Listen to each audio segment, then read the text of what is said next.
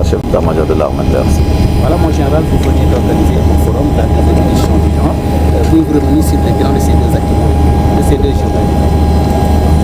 Bonjour et merci de nous donner l'opportunité de nous exprimer sur le bilan des activités que nous venons de mener. Effectivement, pendant 2 jours, nous avons réfléchi ensemble, les chefs d'état-major des armées africaines, plus les chefs d'état-major venus d'autres pays du monde, une centaine de délégations.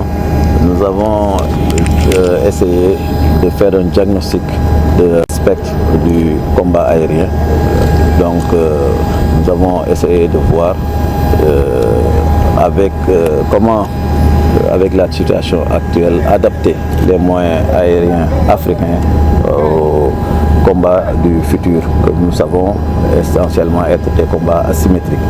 Donc nous avons constaté que l'usage des drones va occuper une place importante.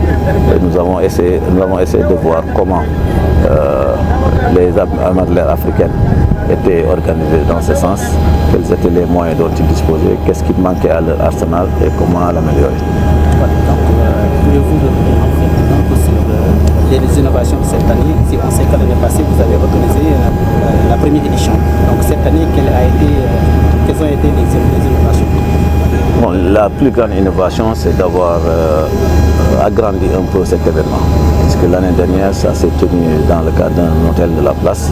Aujourd'hui, vous avez vu, on a utilisé le tarmac au niveau de l'aéroport Léopold Sédar Senghor, avec l'érection de plusieurs tentes qui nous a permis d'élargir le dispositif en permettant aux exposants qui sont venus en fait un peu plus nombreux que lors de la première édition d'avoir des aires d'exposition plus importantes et aussi de pouvoir faire une exposition statique des avions que nous voyons derrière nous. Ça, on n'a pas pu faire l'année dernière. Et puis, il faut dire que cette année, nous avons eu plus de participants. On a eu une trentaine de délégations venues de partout dans le monde pour participer à cet événement. Et quelles ont été les perspectives? Bon, les perspectives, c'est de produire un papier qui sera produit d'abord au niveau des autorités administratives et politiques des différents pays pour que nos conclusions puissent être prises en compte.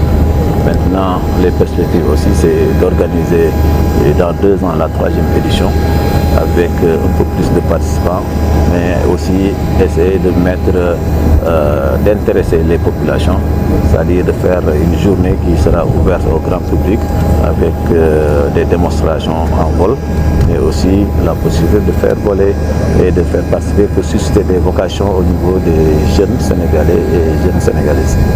En général, en termes de